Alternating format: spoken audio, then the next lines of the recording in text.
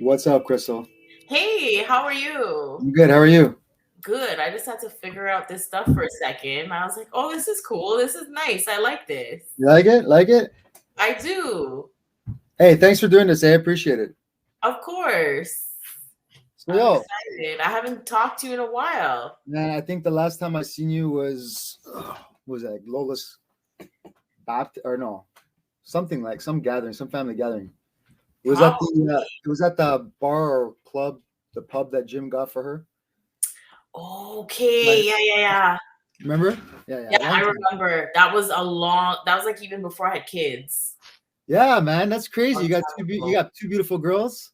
I have two girls. Yes. I can't believe they're so big already. And you have two beautiful girls too, I man. know, man. Like, yo, Sophia's gonna be a little lady soon. I feel so old. Gosh, yeah, I I feel know. so How old. old are they? Sophia's 10, Oh 11. my Bella's That's going to be 9 in August. It's crazy. oh my goodness. Crazy. I remember seeing Sophia when she was first born because your lovely wife had brought her to, I think, Ashley's or Erica's or something. I was like, oh Yeah. my goodness, she was like a little doll. Oh, she's almost as tall as me now. Oh my It's too much. I can't deal with it. crazy. We're old. I'm turning into the old Portuguese man like before I know it. Don't even. So listen, Crystal, man, Yes, I'm so proud of you. Like I've loved watching you do your shit, and I thank remember from like I found that Ashley showed me the Hardeep and what was the other character's name? Elva, yeah, from back Yes. in the day. Telling you what from the first time I saw that, like I literally had tears. I haven't laughed like that since I was like a kid, growing up with the Oh my family in the gosh, house. that's hilarious. It I was love that. genuine. I remember telling Jess, I'm like, yo, this girl's fucking hilarious. Oh my Tell me, god. tell me, man. Tell me how to start. What motivated you? You know what? Where did I start doing stand up? So I was in Brampton in a relationship that wasn't that good for me. And it just so happened to be Keisha Brownie's cousin. This is getting deep already off the top. But Keisha does the Melva character, and she's Yeah, she's comedy, hilarious. doing comedy. Yeah, very funny comedian. And she would always tell me, "Oh, you're so funny. You should try it." It's like, I don't know, because my mom's really funny, and I based my Hardeepa character strictly off my mom. Of Um, course. so I was kind of weary of it. And in university, I did sociology, but then I did all my electives in theater because I secretly, wanted to kind of explore the stage, but I was still very nervous. Now, a few months passed by and that relationship got really bad. And the dude was like, man, you can't do comedy. Like, you're going to Oh, suck. one of those guys. One of those guys. And I was like, yeah, you think so? I was like, okay. And then I was like, screw this, because I'm petty. I'm like, I'm gonna do it, and I'm gonna do it at a high level. And I literally was working at Food Basics at that time and going to university on like Kennedy Road is where I used to work. And there was a place called CC's. I don't know if that Oh bar my God, that's so is old. there. Off Kennedy Road. I don't know if Yes, it's still there, but I remember CC's. CC's back in the day, and they had like an open mic. Keisha's like, you live literally up the street from there. Go try it. I was like, you know what? Fuck it. I'm gonna do it. And I did literally 4 jokes all about my mom and being Indian and living in Brampton and things like that. And it went so well, especially for my first time. Wow, that's like the opposite of most people, eh? I know, but that's what I knew, right? Because I've seen a lot of people do comedy for the first time, and I'm like, ooh, like it's not good. No. But like two things happened from that. First of all, the next morning I woke up at like 5:30 to go open at Food Basics and work, and a guy came into my line and he goes, "Hey, I saw you yesterday. You were at CC's." I'm like, "What? I'm getting That's sick. recognized already." So I felt nice. Okay, mind you, I was at Food Basics, like relax, Crystal, but I know, eh? Had to fix that name tag and Brampton. shit. Exactly. But also there was a guy there that was like a talent manager, and he introduced me to Kenny Robinson. So honestly, such a wild story because that's not normal for people starting off. Because Kenny is a legend in Canadian comedy, and he does this amazing monthly show at Yuck Yucks called the Nubian Show, in Toronto, and it's like the New York vibe show. Like it's the energy's crazy, and it's so different to all the rest of the shows in the city. It's one of my favorites. But he introduced me to Kenny, and Kenny was like, I don't know, kid. Like, I just met you. And he goes, how about this? How about I put you on the Nubian show in Ajax? Because they had it in Ajax at that time. And then we'll see if we could throw you to the Lions in Toronto, is what he said. I'm like shitting my pants. Okay. I'm like, okay. So I literally did the East End show, that Nubian show in Ajax. And he loved me so much, he put me on the Toronto show the next month. So literally my second month of comedy, I was doing the hottest stage in the city. And I think that made me stronger. That was like, it was my gym for comedy. Swim, eh? Yeah, exactly. Yeah. So how much material have you had? Like, how much time did you come up with material? Did you have shit that you were like putting together your whole life? Because I know I got a few stories from family that I could, you know what I mean? You have it down because you don't have to think hard about it. But that's what it is, right? Like we live our lives and there's so much funny around us that I just had to sit there and remember the things that happened to me, or the things, that I grew up with that people could probably relate to, like having an immigrant parent, So yeah, it wasn't that bad. But then of course, formulating a joke is a different level, right? And learning the skill of delivering that joke as well is something that you have to learn, and it comes with practice too. So who kind of gave you that? Who kind of showed your ropes with that? Who kind of helped you with your game? I just watched. I did a lot of watching. Like I was always the comic that stayed. A lot of people, especially now, newbies will come, they'll do their spot and they'll jet and go to the next spot because they want to just keep doing shows. But I'm like, this is free education. Like you can learn from your headliners. So I used to always stay till the end of shows, watch all the comics, the people just coming up, the vets, the headliners, and just learn from there. But Kenny did definitely teach me a lot because he's one of those guys that can go up and just do 2 hours and not break a sweat, just talking about the news, So how did it feel? How did it feel when you started going to like these parties and clubs and you started like immersing yourself in the community and the culture? What was that feeling? How did that come about? Yeah, it was good. Like, you know what? There's two perspectives of it. Because as a female, and then of course a female of color, there was not really anybody like me at that time. I remember always being the only female of color on any lineup. And some people would look at that as negative, right? Like, oh, I don't fit in, I stand out. But then I used to always think this is positive, because when you're on a show with white male, white male, white male, white male, and then it's me, tomorrow at work, that audience member is going to be like, I don't remember that chick's name, but that Indian girl was funny. And they're talking about me, of course, right? So it's like, they're like, oh, that white guy was funny. Which one? The third one? The seventh one? Like, it's just like, I stood out and I took that as a positive thing because I was memorable to people. I think that's the kind of attitude that's getting you where you're going, because you got to be able to just have the balls to just do it. You know what I mean? Absolutely. This is the shot I have. Make it the best anybody can do it. Exactly. I totally agree with that. So what's the community vibe like? Explain it. Explain what it's like to be in that. I know people hear about it on Joe Rogan and shit, but I'd like to hear like this. For sure. I mean, it's definitely a boys' club, right? Like this is definitely like in your green room, there's men, they're talking about sex or women or, that kind of stuff. It's any male dominated workplace. Construction, like, all those male dominated workplaces are similar. So the only difference is when a woman walks into a green room in a comedy club, the men don't stop talking shit because they're like, that's good though. That's like giving you respect. You know what I mean? They're not gonna treat you different. Yeah, exactly. So I mean, this is comedy, and then you know what? Like you gain your chops, like working in a green room, even because like to put up with the comments and talking about sex and talking about all the things that men love to talk about in a comedy green room, like you become stronger and you become desensitized too, and then you can roll with the big dogs, right? Like you can't run away and cry. Like it's a good lesson too. So what are the best strategies for memorizing like monologues or your like a set list? Yeah. You know why? Before I had kids, it was super easy. I would like write down what I'm gonna say and boom, it would be in my head. After I had kids, impossible. My memory's gone. Like I can't, I'll walk into a room and I'm like, what the hell did I come here for, bro? Like I don't remember anything, right?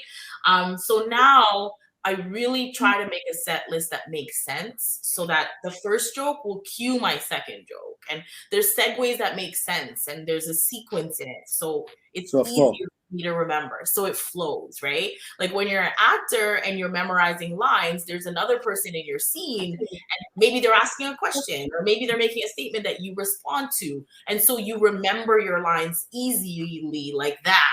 When it's just me, I have to make sure I have prompted myself with the segues. So like speaking of Brampton or like, you know, like, or yeah, I have kids or like word cues to link the topics. Yes. And so that's what I do. And I've always been the one that wrote stuff down. I have, you know, of course, books with jokes in them, but then I also have books that have set lists in them. So I know, okay, I'm going to do this joke, this, like, you know, in what order I'm going to do it. But mind you, when you actually get to a club, sometimes that changes, right? Because it's like, okay, I can't talk about this in front of all these kind of people, right? Or I should talk about this because the comic that went on before me killed with a underwear joke or whatever. And like, I have an underwear joke that I didn't put in my set list, but let me put it back, you know, that kind of thing. So you want to be able to improvise and move along with whatever's around you at that moment. But I also needed that like set list where I memorized what I was going to say.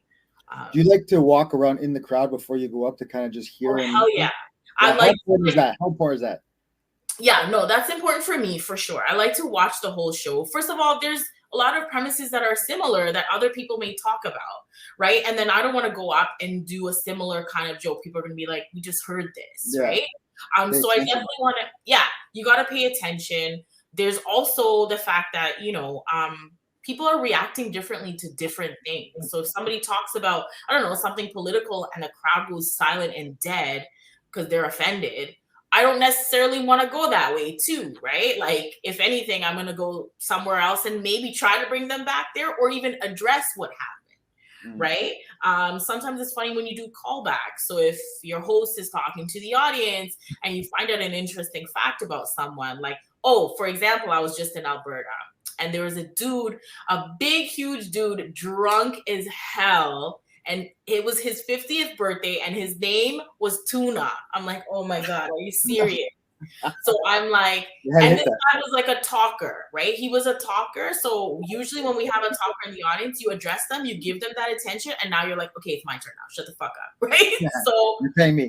Yeah, so I went up and I'm like, yo, happy birthday, Tuna. You're 50. That's crazy. Don't worry. I'm going to give you a lap dance for your birthday. I'll put my tuna on your tuna. Oh, no. So he was like, yeah, and then he just shut up and he listened to me because he was like, okay, she gave me the attention I wanted. Now let me just let her talk. But he doesn't know how to deal. He doesn't know how to deal with it. Right, exactly. So then, you know, you set yourself up for success because you've watched and you've seen that Tuna wants to talk between jokes and wants to respond to things that you're saying. Now I'm like, okay, Tuna, let me calm you down right off the top, give you a little attention, and now you can let me do my job. Right? So this is actually good because I had this question: how you handle hecklers. So that's one scenario. What's like a more irate? Have you ever had anybody that really give you a hard time? Or yeah, you know, like, okay, so when you go to like small towns and things like that where people are drunk and, you know, I mean, most people mean well, but as a female, especially, I've gotten take off your shirt. Like I've gotten the stupidest things, right? And I used to always respond with like, buddy, that's my other job. Come back on Tuesday, okay? Or, you know, like, yeah, like have something to say back to them that shows that you're not afraid. Because once you show fear, you're done. Like that's it. Someone else is gonna say something. Someone else is gonna join, you know. So I find like usually hecklers, once you just deal with them right off the bat and show them no fear, they're good and then they back off. I haven't had like a super irate situation for myself, thank goodness. Because I know we're in the Will Smith slapping era and things like that. Yeah, right? I don't think they'd be doing that to Joe Rogan. No, exactly. So, and I know like some people have tried with other comics and things like that, but luckily, you know, no one has really messed with me too bad. Well, that's good. You know, you don't want that shit happening because Nah. do you find it since this like COVID shit, this kind of like liberalish society that everybody's how hard has that been for you to deal with that? You Or is know it what? actually more ammo?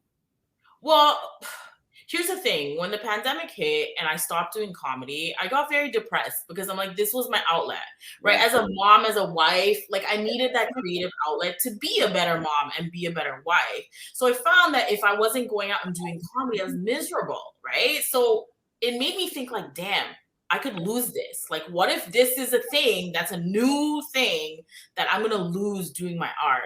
It made me really grieve my art and like let go of it and try to come up with other ways. So that's why, you know, I did my own baking business. I wrote a children's book. Like I tried every way to be creative that I could.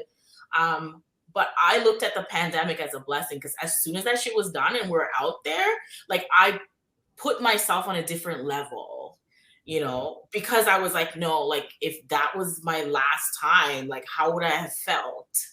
So you didn't continue trying to write and trying to like be creative that way still? It was very hard for me for the first, I'll say, couple of months because I was like, you know, going through something. I was trying to work through the fact that I wasn't able to get out. And you know, then fellow comic John Paul, which is such a great, funny guy, he called us up on Zoom and he was like, let's have like a hangout. We haven't been able to do comedy. So it was him, myself, Keisha, Jay Martin, Cedric Nubian, like a bunch of comics that I really respect. And honestly, it was such jokes. Like we were on Zoom for I think 3 hours that night. And we were just talking about stories on the road and like other clubs and comics, that things that happened. And we were like crying, laughing. And John Paul was like, honestly, this is such a cool thing. You know, do you think that other people would pay to watch this shit? Right? We're like, yeah, that could be a good idea. And he came up with this kind of news-based sketch kind of improv show called The Minority Report, where we did, you know, we talked about current events and then we did sketches, we did comedy. That helped me write because we had the same audience every week. Everyone's like, Friday night, there's nothing to do. We're not going anywhere. We're all shut down. So Friday night, we're watching The Minority Report on Zoom. And so I would write a new 5 minutes every week. Brilliant. For that. Yeah. Brilliant. How much of a like, thank God was that? Oh my goodness. I always tell him he saved my life because like he was the reason, that show was the reason that I brush my hair and fix my face a little bit, you know, because otherwise, like, you're home every single day and like you don't even know what day it is anymore. You just make sure the kids have food and we have groceries and, you know, nothing to do, right? You become robotic. And so that was the one thing in my week that I was, you know, always looking forward to, and it gave me some light in that dark freaking pandemic that we had, you know. Yeah, that was brutal for so many people in so many ways. How long did it take before you were back on the stage, back in your element, back feeling good? Yeah, pretty soon after things opened up. The clubs were a bit weird because they had like these shields in front of the comics, and then they had like, we had to sanitize the mic when we got on, and we had to use these little mic condoms. And I was like, are you friggin' serious? So it was hilarious. And obviously it wrote me a new opener. As a female, first of all, going up to the mic stand and then sanitizing it like this. And then putting the and then fumbling, not just putting it on smoothly. And I'm fumbling and I'm like, yo. That's a bit right there. My head, exactly. So I would open with like, oh God, guys, like we just met and now everybody knows that I'm a raw dogger, you know, because I'm like fumbling, I couldn't put it on, like, oh, I hate this. That's so awesome. You know what, like I said, it sucked for, you know, of course that it's so annoying to do every time you just want to just do comedy, but it gave me a bit too, right? So I'm not going to complain. It was fun. So have you ever thought about bringing back the Hart character? And oh man, we think about it all the time. Honestly, we think about it all the time because fans like you and like it's so many people that are like, bring them back. They're so funny. But I think that we will. I think that we'll bring them back with purpose. I think before we bring them back for okay, like we once dressed up as Hardeepa and Melva and went down to Jane and Finch and went to a bar like that. Okay. That's the best. No camera, just us two like idiots. Do you understand? So now I'm like, we need to make these moves with purpose. And we need to have some way of, recording it or, whatever it may be. But we can't just go out mad like you gotta get like people all in it, like Girls Gone Wild, have her fights and shit like that. She's all drunk. Where's my shoe? Where's my shoe? Oh, dude, I would laugh. I would subscribe to that shit. Right? Oh my 100%. God. There was you know what we used to do? Oh, Mark, we used to sit in a car. So it would be, sometimes I would just dress normally, like with my hair out and look nice. And I would sit in a car, and then Keisha would be dressed in Melva's costume with her seat all the way back, so you couldn't see her. And then a dude, we're still at Jane and Finch parking lots, like a dude would try to holler at me, knock on my window, and I'd roll it down and go, hi, and he'd be like, yo, shorty, what's your name? And then Melva would pop up and go, why the fuck y'all talk to the granddaughter? Like just foolishness, and this is with no camera. Like nobody knew about this but me, her, and the poor dude that got involved in this skit that he didn't know he was a part of, right? That's so hilarious. Like there's so many ideas, but we need to like put it on paper, film it, and do something with it. How did your mom feel about when she saw that? Yo, guys, she's like, she doesn't even think she talks like that. She doesn't think she's like, who is this lady? You're, please. But it's literally her. Like I turn into her when I do that character, but she'd never think that's her. Like, and how much of like interactions and stories with your friends do you incorporate into your act sometimes? And do they ever get nervous? Like I know, for example, if we were hanging out and I did some fucking stupidness, I'd be like, yeah. So like this is going in her freaking act. You know what? Like I do, sometimes things happen that are funny that I'm like, I'm sorry guys, this has to be a joke. But I won't say like, oh, my friend named Mark, who, like I'm not gonna say exactly who you are, but I'll formulate it into a joke. And then also my friends are amazing because I can talk to them like as though it's a normal conversation, but I'm testing material and they're like, is this a bit?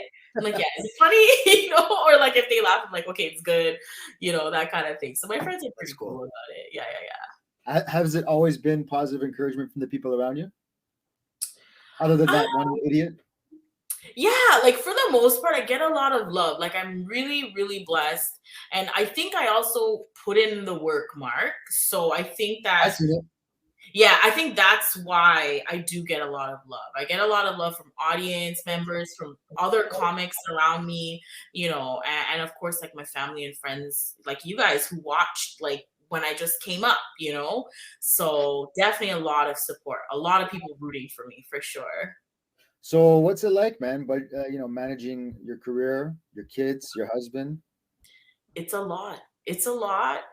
But I'm grateful that my husband especially knows that comedy is good for all of us, okay? Because comedy makes me a better person. So when I met him, when I was just like, I'm not interested in anyone right now, single, living my life and focusing on comedy. I met him and I was like, listen, are you okay with being number 2 in my life always? Because comedy will give me the feeling that you can never give me. So I will always chase comedy before I chase you. But if you accept that, believe me, like you will feel like a king because I'll be able to treat you like that. After I get my comedy fix, I'll come home to you, treat you good, and take care of the family, right? And he was like, yeah, he doesn't care. He was like, cool. And that's the first dude I met like that because like guys that I dated were like, no, like no, I'm number 1. How horrible is it to date somebody who also does comedy? Oh, I would never. Is that something that happens, or is that something everybody stays away from? It happens a lot, but I would never, because I looked at it like, this is my coworker. Like imagine you see like your coworker every day and then you start dating them. It's like, I see you at work and I see you at home too. Like I need a little bit of time or space, right, from you.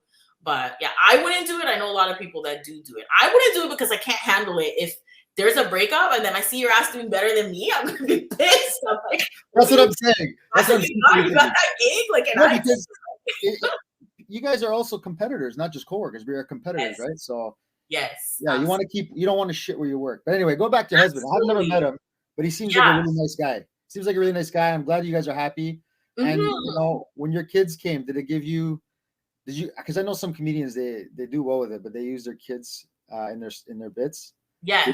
Have you done that, or do you ever do that? Would you Yeah, ever do my kids are hilarious. Like, and kids in general are hilarious, right? Because kids that? live their life with like no boundaries. They say whatever they want that comes to their head, and it's that innocence that I love.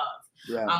But definitely, because my kids are part of my life and I talk about my life, and that's why people can relate to me, because the stuff I say is not that absurd and bizarre. It's more reality based, right? So like, and I was doing comedy before I had kids, right? Yeah.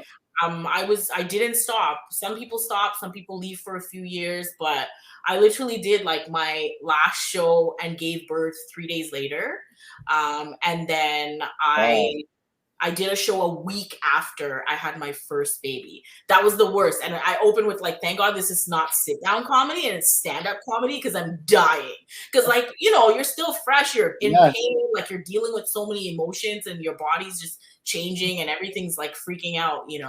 But I couldn't stay away. That was my problem. Like, because comedy is my drug, it feeds my soul and I needed it. So my Well, kids get it too. My kids totally get it. yeah. Well, you can see how happy they are, man. I mean, Yeah. having a comedian as a mom, you're not going to be so serious. You're going to make things light. They have a good life. They're going to have fun. Yeah, That's the you're gonna important have thing, fun. right? And That's it. I see you have that relationship with your mom too, which is nice. Yeah. I do. My mom actually lives with me now, which is always like, oh, good God. But you know what? You love Like, it. You love it. no, I don't. I don't. But I know, like, this is not always gonna be forever, right? No. Like, you and I know, like, our parents are getting older, and Yeah. my My mom dad's is, 90. yeah, yeah. And I always think about your dad as well, like, and my dad, where we met like that, right? Before Yeah, it's actually. a hospital. Peel Yeah. Memorial. Yeah, exactly. So I always remember your parents, and I remember how you were so, like family oriented, and it's like, this is a good dude. But yeah, like I have the same kind of morals as you, where it's like, yeah, you gotta they get on your nerves, they drive you crazy, but it might go away. You don't know Yeah. when, right? Appreciate it while you can. Yeah, yeah, 100%. exactly. Yeah. 100%. So, who was the comedian that you first met or worked with that you're like, yo, I'm making it? Hmm. Like, you mean like who did I see that I'm like, I want that Somebody success? that you admired, that you held in high standard in your industry, that when you Okay. finally met them or got to work with them, you knew that you were reaching that kind of a level, that you were actually climbing. Yeah, I'm gonna say Russell for sure was that person for me, because first of all, Russell was always somebody that I looked up to, because every time I would do a show, people would come up to me and say, "Yo, you're the female Russell Peters," and that's I see that. such a compliment for me, right? Because like he's a superstar, he's super successful, you know. But then when I met him, I was like, oh my God, what a nice dude! Like, nice, humble, generous, down to earth dude. And I never thought that. When people meet their heroes, they're like, oh God, I was so disappointed. Yeah, sometimes. Yeah, and that wasn't the case at all. Like, so when I actually worked with him, first of all, meeting him and seeing that he was just a real dude and a nice guy, that was, pleasant for me, of course. And also it reiterated that's like, comedy is one thing. You don't have to be an asshole too, right? Like, you can be a Yeah. good person. And he gives people a shot, right? So for him, my story with him was interesting, because I did Roast Battle season 2, and I always set a goal for myself with every opportunity that I get. And so Roast Battle was great. I loved being part of it. My goal for that show was, Russell is finally going to see me, right? Because I've never met him before, and how can I get to him? This was him, literally. He was one of the judges, so he's sitting right in front of me That's very watching, smart. right? So I was like, okay, I have to kill it, obviously, and then this is where I make the link, right? So I killed it. I go backstage, and of course he has his own dressing room, which is like far from us. I'm like, how am I gonna reach this guy? I can't just creep into like his dressing room like a weirdo, right? So I'm like thinking, and then I look out the window and I see like there's a smoking area. I'm like, wait, oh, he's cigars, right? I'm like, what's the chances? I don't smoke. So I told the AD there, director, I was like, for smoking. This was like pandemic time, so they're like weird about you leaving and coming back and wearing masks and all these things. And she's like, yeah, sure. And I was like, oh God, thank God she didn't ask me for one or anything like that, because I don't even smoke, right? She goes, yeah, go ahead. So I left and I'm like, let me walk past his dressing room first. I walked past, the door was closed. I'm like, okay, I'm not just gonna go in. That's weird. Like, let me just go outside, think about it some more. I go outside. Who's out there having a cigar? Russell fucking Peters. I'm like, God, this is you telling me, like, yes, Crystal, go get it. So I literally walked up to him. I'm like, hey, Russell, how are you? And he goes, oh, hey, you just killed it. That was great. And I go, well, thank you. And I literally, my second sentence was, I should open for you. And he goes, what? I go, no, I'm nuts. That was my goal. I was like, okay, I'm going for it. And I go, you know what? Proposition. Yeah. I'm like, you know what? You're the goal. Like, you're from Brampton. I'm from Brampton. We're both Indian. Like, you know what? You need a female to represent all the women that come to your show. You need a female. Like, saw that shit. Right? So he was like, you know what? Yeah. And I also told him, like, I'm a big believer of, like, put your money where your mouth is, because your scale will prove that you're worth it. Right. And I'm like, you don't even have to pay, fly me out, fancy hotel. I will meet you where you are. And I just need to open for you once. I just need once, And he goes, actually, you know what? Like, you don't got to fly anywhere. Like, I'm going to be at Casino Rama in December. And this was like, not this December, but the year before. So I was like, okay, cool. And then they shut things down again. Oh, fuck. So Casino Rama shows got pushed back. Right. And I'm like, oh, he's not going to remember. Like, this is just stupid. I was like, all that work I did. And then lo and behold, I saw Casino Rama coming up this past year, 2022 December. And Clayton, his brother, which is his manager, super nice guy as well. The whole team is great.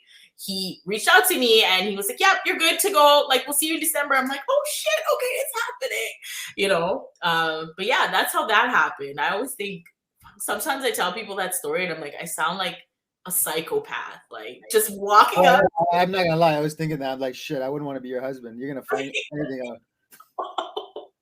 Right. Yeah. So yeah, it was such a crazy, experience just meeting him and then linking that whole opening spot.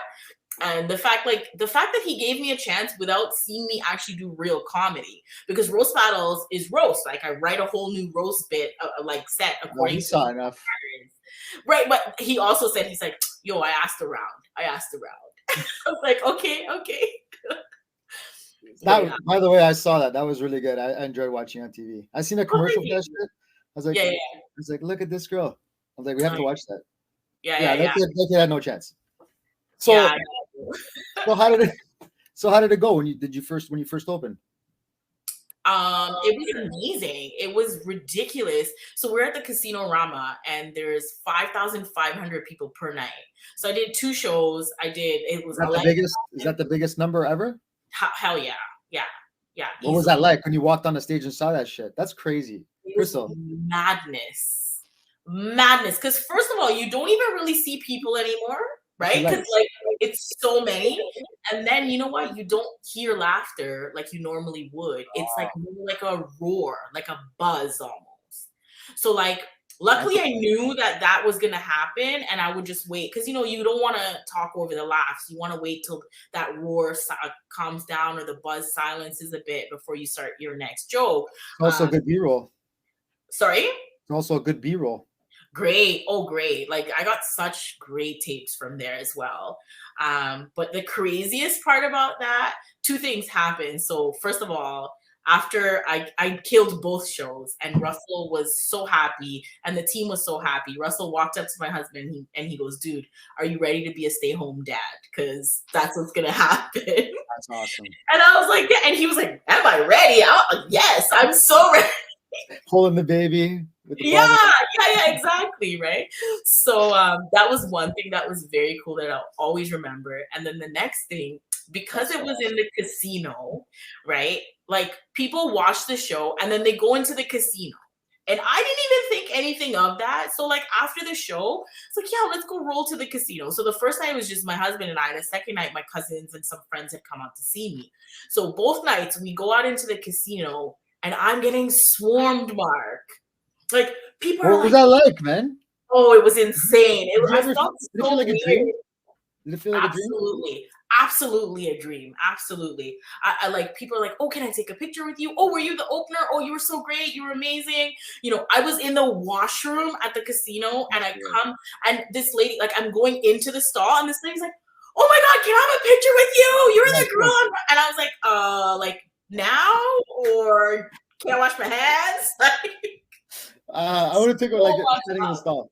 Yeah, exactly. I'm like, why I pee? That's extra, you know, like, yo, it was wild. And I remember the first night we got back to our hotel room and it literally collapsed. I'm like, I bawled my fucking eyes out and I was like, oh, like it's all happening, you know, like everything that I've worked for, this is what it's about.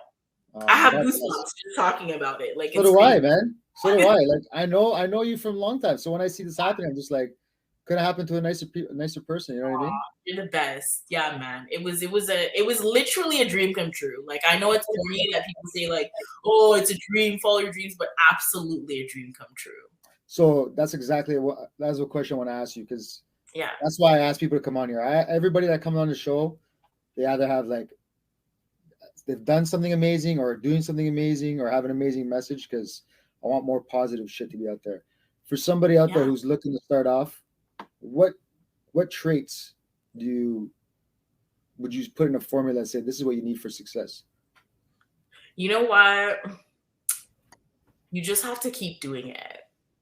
Really, that's all it is. The days that you don't feel like doing it, do it even harder. Because it's like, if you don't do it and you just stay in your bed all day, nothing's going to happen, right? Like, and trust me, there's been so many days, like those days that I feel like going nowhere and just staying in my bed are the days that defined me, right?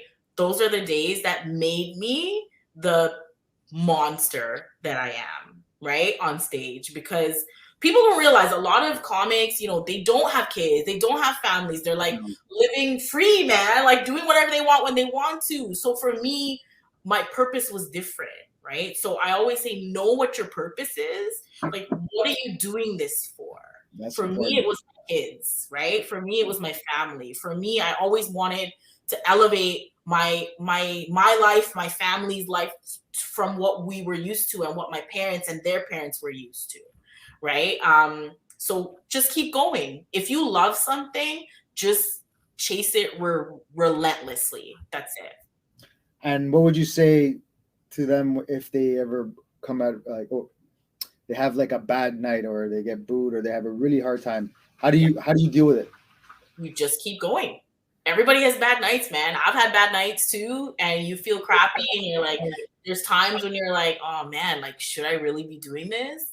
But like I said, if you love it, just chase it relentlessly. You'll have the bad nights and you'll appreciate the good nights more, right?